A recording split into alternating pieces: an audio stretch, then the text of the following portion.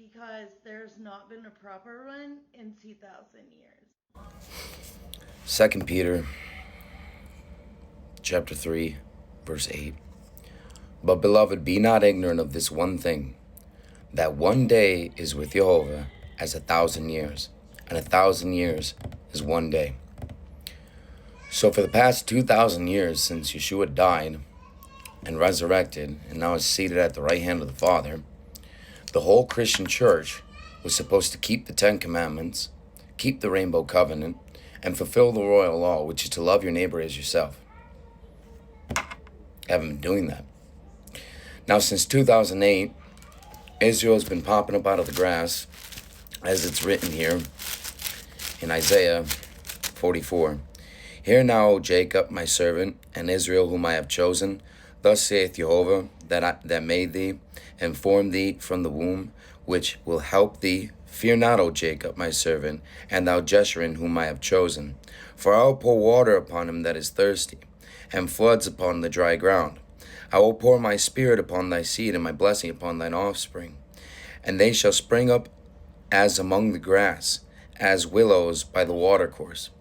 So, Israel, the northern kingdom of Israel, went into captivity in Assyria in 2 Kings 17.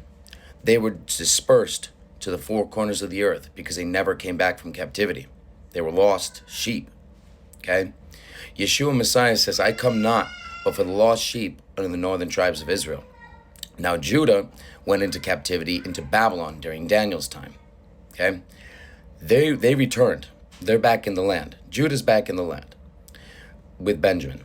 They were supposed to go ahead for the last 2,000 years and look for the lost brothers and sisters. They never did it. This is even confirmed that they weren't going to do it when you see that the Pharisees, when speaking with Yeshua, they say, what? Are you going to go amongst the lost scattered in Samaria? See, this is even tied to the parable of the Good Samaritan, because they were supposed to go find their brothers and sisters that were scattered amongst the Gentile nations. Now, Yeshua came and died and magnified the law to make it honorable, because everybody was still under sacrificial law, the same very law that they're pushing right now with the killing of these red heifers. Okay, the stoning people to death, wearing tzitzits, talids, the outward man-made traditions and adornings, a law that was given unto them that was not good. Yahovah didn't want to give us sacrificial law. He gave us the 10 Commandments at the rock of Horeb. Okay? Then Moses split the rock, life-giving water came out. Yeshua even tells you, if you knew who stood before you, you would ask for life-giving water. Now they went over to Mount Sinai. Right after Mount Horeb, they went to Mount Sinai. People think it's the same mountain, and it is not. It's two separate mountains.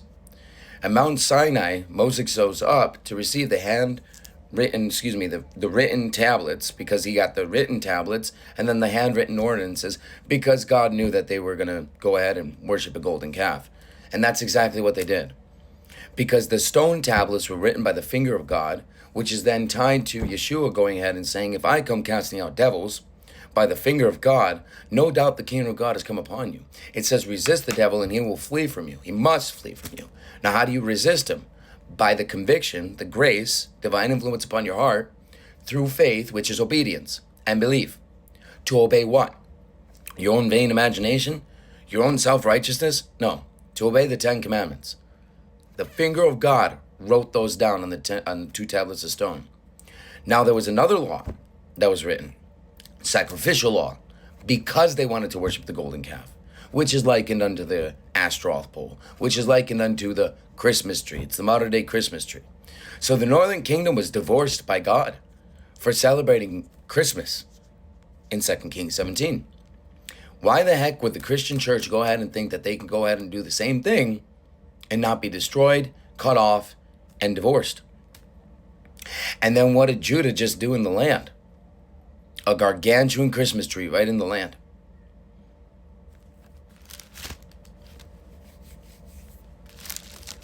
This is all playing out right before your very eyes. And none of you understand that. Because your pastors are lying to you. Your rabbis are lying to you. Those who were supposed to feed you, the shepherds, are not. So he raises up shepherds according to his own heart that will feed you, that will teach you, that will tell you the truth.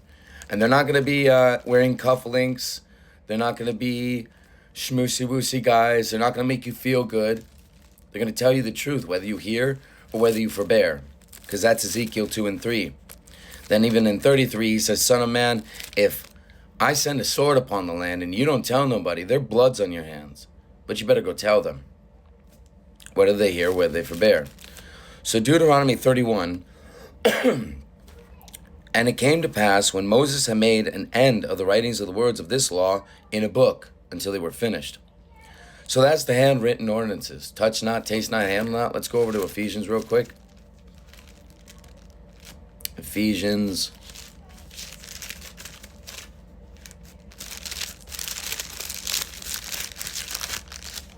Nope, too far.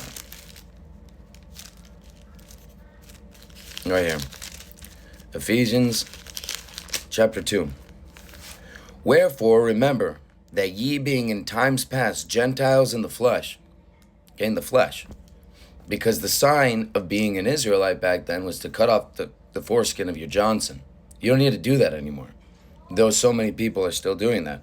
Even it is a practice in the hospitals. There's a bunch of people that aren't Israelites per sacrificial law that have their Johnson snipped off. Okay? So God knew this. So Gentiles in the flesh, even according to sacrificial law, when you see that word flesh, it's talking about sacrificial law, who are called uncircumcision, okay? So by the Jews, the Christians, everyone else that's not a Jew, which is just but one tribe, that's Judah, are called uncircumcision by that which is called the circumcision in the flesh made by hands, okay? Then at that time ye were without Messiah, being aliens from the commonwealth of Israel, and strangers from the covenants of promise. Holy covenant of promise made with Abraham, the 10 commandments. He obeyed them by faith, which was belief. Okay, he believed God because he heard his voice. Hear, O Israel, Yahovah God is one. He wants us to hear his voice. And then the rainbow covenant made with Noah. But now in Messiah Yeshua, ye who sometimes were afar off are made nigh by the blood of Messiah. So his blood, spotless lamb, sacrificed once and for all. This is why it doesn't click. How does it not click with you Christians? This woman just said for 2,000 years, there hasn't been a sacrifice of an ox or this or that. Why? Isaiah 42:21. Yahovah is well pleased for his righteousness' sake. He will magnify the law and make it honorable. He paid that. So sacrificial law is finished. For he is our peace, who hath made both one, and hath broken down the middle wall of the partition, having abolished in his flesh the enmity, even the law of commandments contained in ordinances. So that's that law right here in a book until they were finished. Going over to John chapter 19, verse 30. And when Yeshua therefore had received the vinegar, he said, it is finished. And he bowed his head and gave up the ghost. He died so sacrificial law would be done. But here's all the Christian church supporting Judah, one tribe out of 12. There's only 12 gates to the kingdom. You have to be grafted in. And he came but for the lost sheep of the northern tribes of Israel. Because Judah had their chance. They didn't want to do it. They were supposed to tell you, hey guys, don't do Christmas and Easter. Keep the 10 commandments. Keep the rainbow covenant. Love each other so you don't go to hell. So it's finished. How do you know? Let's see here. Take this book of the law and put it in the side of the Ark of the Covenant. So on the outside. Don't they wash the outside of the cup? But on the inside it's disgusting. On the side of the Ark of the Covenant of your God, that it may be there as a witness against thee. It's about to be there as a witness against them. Inside the Ark of the Covenant was the 10 commandments. Your ark is now your heart. Sanctify them in thy truth. Thy word is truth. Circumcise your heart, not your Johnson. Place the 10 commandments inside and become Israel. Wake up!